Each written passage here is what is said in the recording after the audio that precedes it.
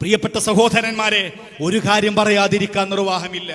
കാരണം ഓരോ സംഘടനകളും അവർ സജ്ജീകരിച്ച വളണ്ടിയർമാരെ പറഞ്ഞയച്ചു. ആ പറഞ്ഞയച്ച വളണ്ടിയർമാർ ചെയ്യുന്ന സേവനങ്ങളെ ഈ രാജ്യത്തെ മുഴുവൻ ജനങ്ങളും വളരെ പോസിറ്റീവായി, വളരെ ആത്മാർത്ഥമായി, വളരെ സന്തോഷത്തോടെ നോക്കിക്കാണുകയാണ്. കാരണം ദുരന്തമുഖത്ത് ജീവൻ പണയപ്പെടുത്തി തന്റെ കുടുംബത്തിൽ നിന്ന് മാറി നിന്ന് ഭക്ഷണമുണ്ടെങ്കിലും ഇല്ലെങ്കിലും, ഉറങ്ങിയിട്ടുണ്ടെങ്കിലും ഇല്ലെങ്കിലും, പ്രിയപ്പെട്ട സഹോദര, തോരാതെ പെയ്ത മഴ കാരണം തോരാത്ത കണ്ണുനീര് സമ്മാനിച്ച, കരയാനിനി കണ്ണുനീരില്ലാത്ത ഒരു സമൂഹത്തിന്റെ കണ്ണുനീരൊപ്പുന്നതിന് ജീവനോട് ആരെങ്കിലും ബാക്കിയുണ്ടോ എന്ന് അന്വേഷിച്ച് പാറമടകളിലും അതുപോലെ തന്നെ മൺകൂനകൾക്കിടയിലും കോൺക്രീറ്റ് കൂനകൾക്കിടയിലും തപ്പാൻ ചെന്ന നമ്മുടെ വളണ്ടിയർമാർ എത്രമാത്രം അവർ അഭിനന്ദനം അർഹിക്കുന്നവരാണ്. അവരെങ്ങനെയാണ് വർണ്ണിക്കേണ്ടത്? നാം മനസ്സിലാക്കണം സഹോദരന്മാരെ, വല്ലാത്ത ഒരു സന്തോഷമുള്ളൊരു കാര്യമാണ്. ഒരാഴ്ച മുമ്പ് കേരളം മുഴുവനും കർണാടകയിലെ മണ്ണിനടിയിൽപ്പെട്ട അർജുനന് വേണ്ടി മതം ജാതി നോക്കാതെ കേടുകയായിരുന്നെങ്കിൽ അതിലേറെ വലിയ ദുരന്തമുഖത്തേക്കാണ് ശേഷം നമ്മൾ ചെന്നത്. ഒരു കാര്യം പറയുകയാണ്, ഈ തോരാത്ത മഴക്കെടുതിയിൽ കണ്ണുനീര് തോരാത്ത ദുരിതബാധിതർക്ക് വേണ്ടി അധ്വാനിക്കുന്ന ഈ നാട്ടിലെ ചെറുപ്പക്കാരെ അപമാനിക്കുന്ന, ഇതിലേറെ വലിയ ദുരന്തമായി മാറുന്ന ചില ആളുകളുണ്ട് എന്ന് പറയാതിരിക്കാൻ നിർവാഹമില്ല. സങ്കടകരമാണ്. വേദനയുണ്ട് ദുരന്തത്തിൽ. പാവപ്പെട്ട മനുഷ്യരുടെ വേദനകൾ നമുക്ക് താങ്ങാൻ കഴിയില്ല. പക്ഷെ അതിലേറെ വലിയ വേദന ഈ നാട്ടിലെ മുഴുവൻ ജനങ്ങൾക്കും സമ്മാനിക്കുന്ന ചില ദുരന്തങ്ങളായ പിറവികൾ ഈ രാജ്യത്തുണ്ടായി എന്നത് എത്ര സങ്കടകരമാണ്.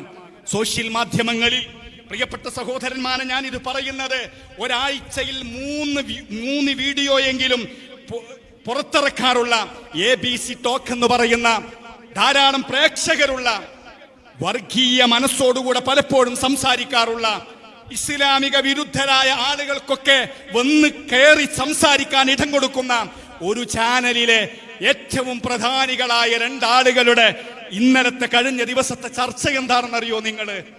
അവർക്ക് ഈ ദുരന്തത്തിൽ അകപ്പെട്ട മനുഷ്യരുടെ വേദനകളെ കുറിച്ചല്ല, ജീവൻ നഷ്ടപ്പെട്ടവരുടെ വേദനകളെ കുറിച്ചല്ല, ജീവനോടെ ഇല്ലെങ്കിലും എൻ്റെ ഉമ്മയുടെ, എൻ്റെ അമ്മയുടെ, എൻ്റെ കൊച്ചുമോന്റെ, തൻ്റെ പേരമകന്റെ, തൻ്റെ സഹോദരന്മാരുടെ, തൻ്റെ അയൽവാസിയുടെ മൃതദേഹമെങ്കിലും മയ്യത്തെങ്കിലും കിട്ടുമോ എന്ന് പ്രയാസപ്പെടുന്ന ഒരു മനുഷ്യരുടെ വേദനയെ കുറിച്ചല്ല അവരുടെ ചർച്ച.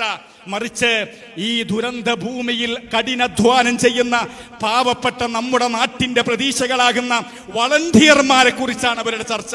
എന്താണ് ചർച്ച? വല്ലാത്തൊരു ചർച്ചയാണ്.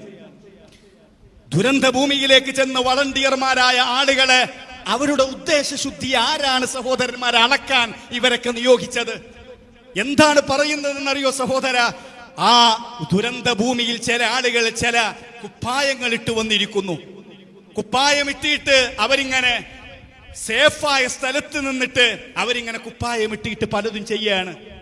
എന്താണ് അവർ പറഞ്ഞുകൊണ്ടിരിക്കുന്നത്? സംഘടനകളുടെ പേര് പറയാണ്.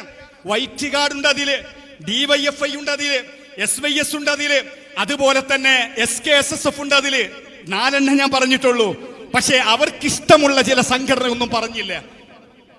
എന്നിട്ട് പറയുന്നത് എന്താണെന്നറിയോ നിങ്ങള്? അവരിട്ട കുപ്പായം കണ്ടാൽ അറിയാം ഇന്നലെ തയ്ച്ച് പുതിയത് വാങ്ങിയിട്ട് വന്നതാണ് എന്ന്. നോക്കൂ നിങ്ങൾ, അവർ നിൽക്കുന്നത് ദുരന്തമുഖത്തല്ല, ഹോസ്പിറ്റൽ പരിസരത്തും അതുപോലെ തന്നെ സേഫായ സ്ഥലത്തു നിന്ന് കുപ്പായിട്ട് ഇങ്ങനെ നടക്കുകയാണ് അവർ.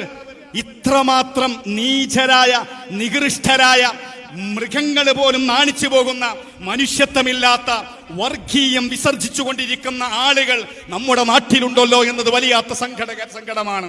പ്രിയപ്പെട്ട സഹോദരന്മാരെ, കേരളത്തിലെ മുഴുവൻ ചാനലുകളും അവിടുത്തെ സന്നദ്ധ സേവകന്മാരായ ആളുകൾ സൈനികരോടൊപ്പം നിന്നുകൊണ്ട് ദുരന്തഭൂമിയിൽ അപകടം പിടിച്ച സ്ഥലത്ത് 24 മണിക്കൂറും എണ്ണയിട്ട യന്ത്രം പോലെ നമ്മുടെ നാട്ടിലെ ചെറുപ്പക്കാർ അധ്വാനിക്കുന്നു എന്ന് നിരന്തരം വിളിച്ചു പറയുമ്പോ, ഇത് കാണാനുള്ള കണ്ണില്ലാത്തവരെ കുറിച്ച് ഖുർആൻ പറഞ്ഞൊരു വചനം മാത്രമേ നമുക്ക് പറയാനുള്ളൂ.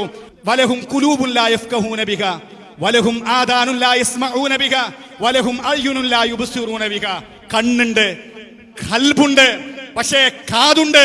പക്ഷേ കേൾക്കേണ്ടത് കേൾക്കാനും കാണേണ്ടത് കാണാനും അതുപോലെ തന്നെ ചിന്തിക്കേണ്ടത് ചിന്തിക്കാനും ഭാഗ്യം ലഭിച്ചാത്ത നിർഭാഗ്യവന്മാരുടെ കൂട്ടത്തിൽ അവരെ പെടുത്താൻ പറ്റുള്ളൂ.